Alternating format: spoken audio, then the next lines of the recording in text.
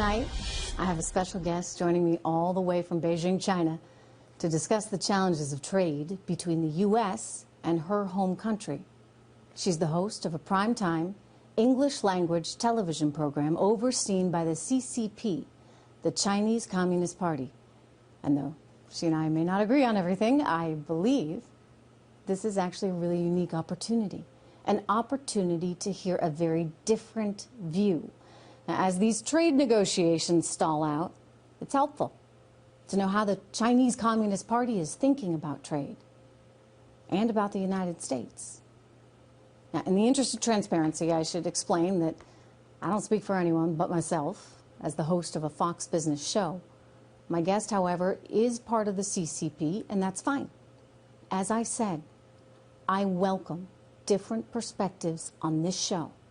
With all that in mind, I'm very pleased tonight to welcome Ms. Liu Xin, host of the primetime opinion program, The Point with Liu Xin, to Trish Regan Primetime tonight. Now, just quickly to the viewers, please bear with us as we have a significant time delay in our satellites between Beijing and the U.S. And because of that, we're going to do our very best not to speak over each other. But Xin, welcome. It's good to have you here. Thank you, Trish. Thank you, Trish, for having me. It's a great opportunity for me, unprecedented. I never dreamed that I would have this kind of opportunity to speak to you and to speak to many audiences in ordinary households in the United States. Yeah, it is indeed a couple of things unprecedented. which Hang on. I need to correct. I need to correct I'm because ask you. I'm going to jump in. I guess our satellites are getting kind of weird. But tell me, forgive me. You are not what? Yeah. Trish, I have to get it straight. I am not a member of the Communist Party of China. This is on the record. So please don't assume that I'm a member, and I don't speak for the Communist Party of China. And I'm here for today. I'm only speaking for myself as Liu Xin, a journalist working for CGTN. So if anybody wants to quote me or anything, please put my name there at least. Okay, appreciate it. What's your current assessment of where the trade talks actually are right now? Do you believe, give me your current assessment of where we are on these trade talks. Do you believe a deal is possible?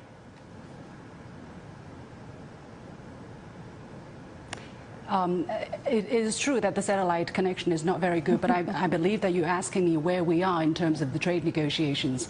I don't know. I don't have any insider information. What I knew was the talks were not very successful last time they were going on in the United States, and now I think both sides are considering what to go next. But I think the Chinese government has made its position very clear that unless the United States treat the Chinese government, treat the Chinese negotiating team with respect and show the willingness to talk without using outside pressure, there is high possibility that there could be a productive trade deal. Otherwise, I think we might be facing a prolonged period of problems for both sides. And I would stress that trade wars are never good.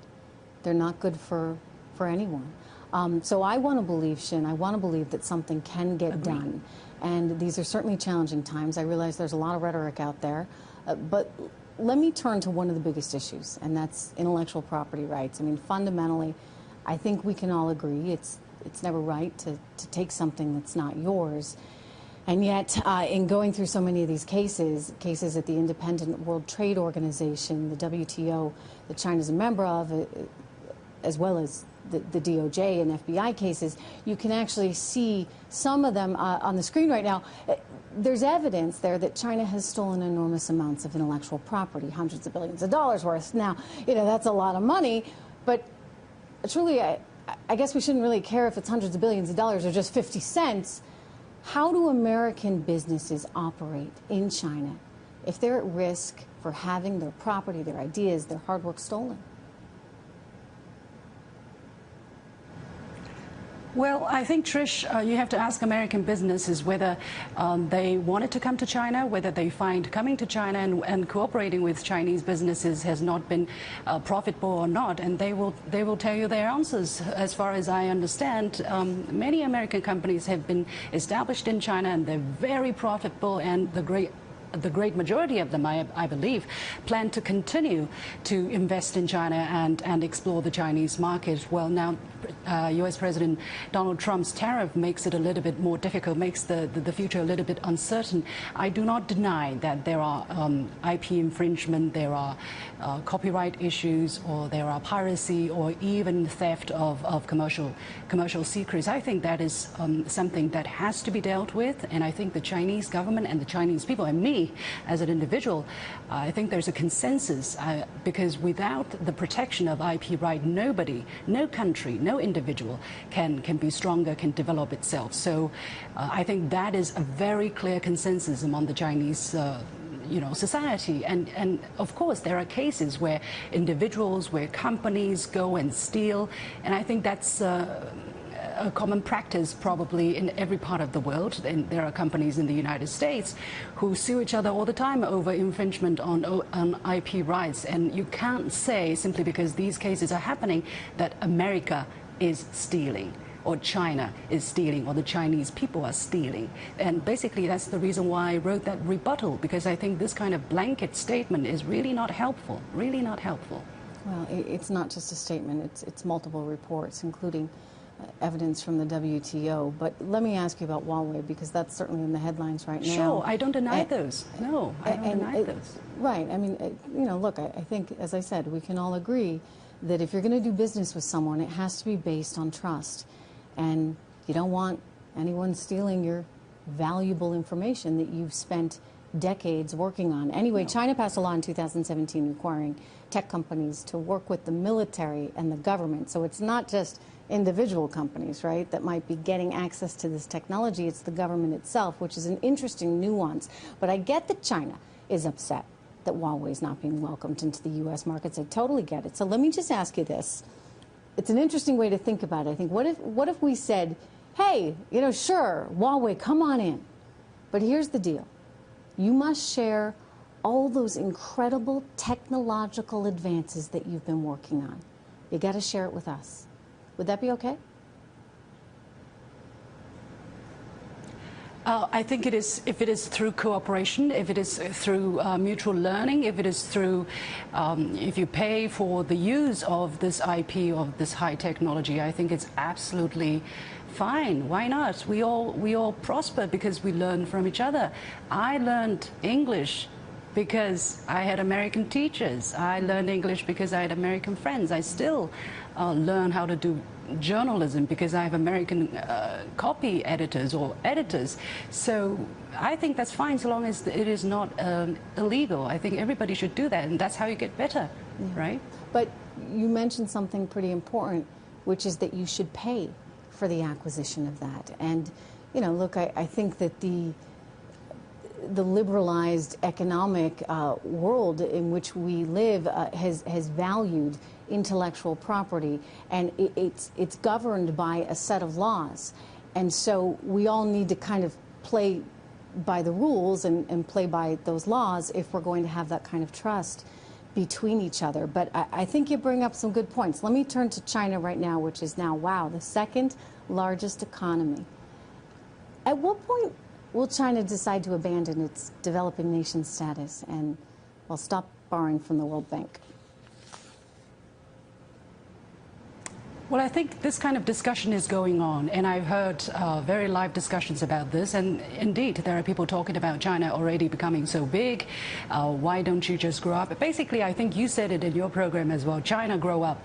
Well, I think we want to grow up. We don't want to be, dwarfed or poor, underdeveloped all the time.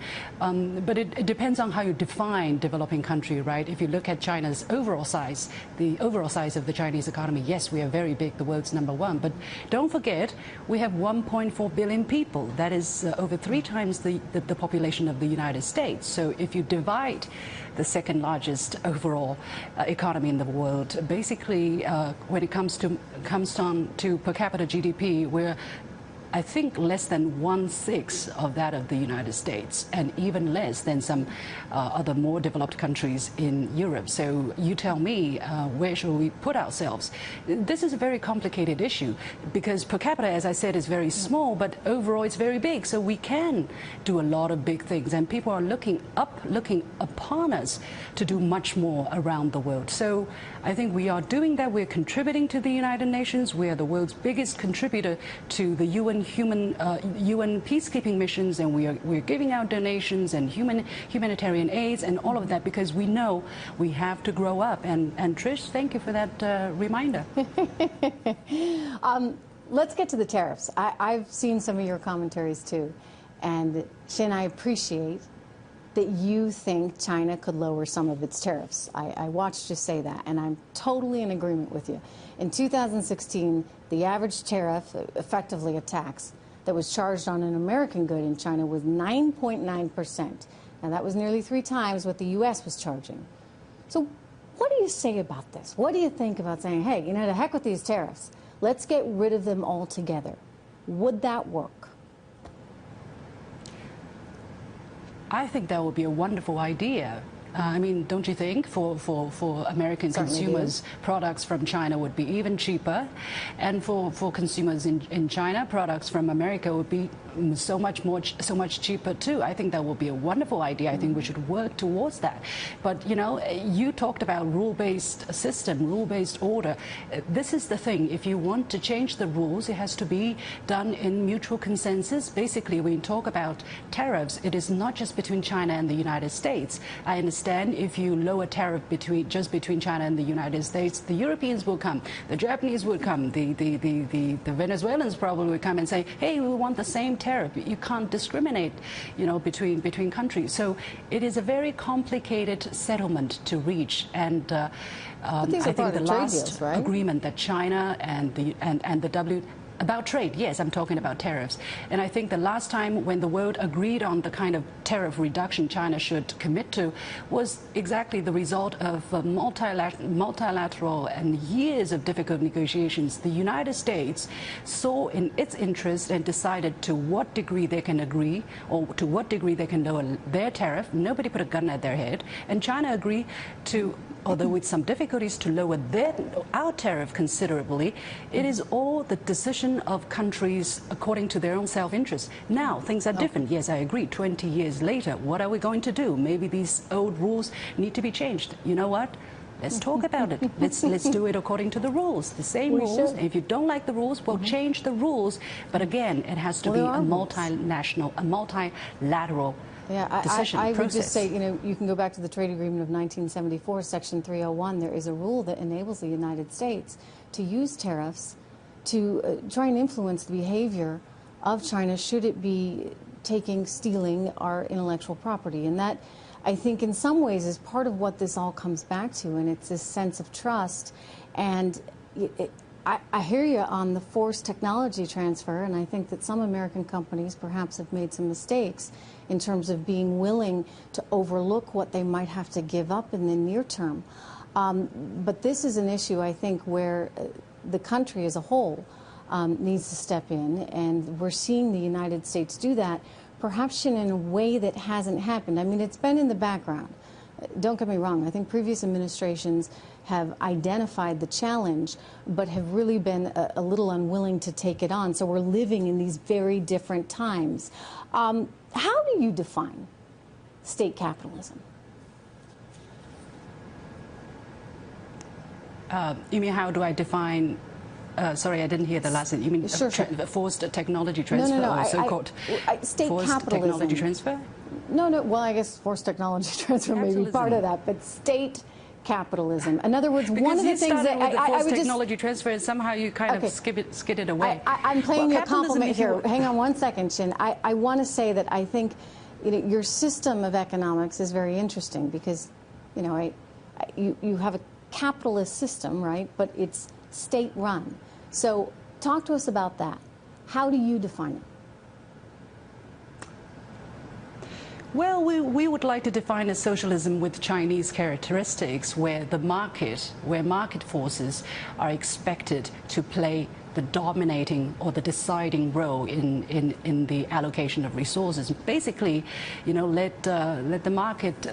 We want it to be a market economy, but there are some Chinese characteristics. For instance, some state-owned enterprises which are playing an important but increasingly smaller role, maybe in the economy. And everybody thinks that China's economy is state-owned, everything is state-controlled, everything is state. But let me tell you, it is not the true picture. If you look at the statistics, for instance, 80% of Chinese employees were employed by private enterprises. 80% of Chinese exports were done by private companies, were produced by private companies.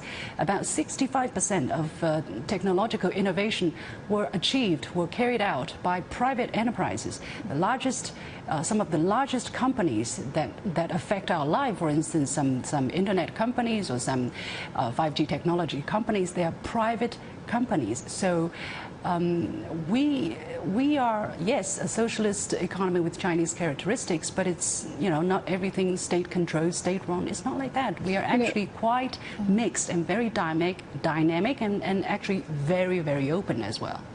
Well, I think you need to probably keep being open. I think that as a free trade person myself, I think that's the direction to pursue. And ultimately, that leads to greater economic prosperity for you and better economic prosperity for us. And so then you get a win-win. But absolutely. This was interesting. I appreciate you being here. Thank you. Thank you. Thank you so much. If you want to have a discussion in the future, we can do that. If you want to come to China, I'd love it. You're welcome, and I'll take you around. Thank you, Trish, for the opportunity. Thank you so much. Okay. Look, I would just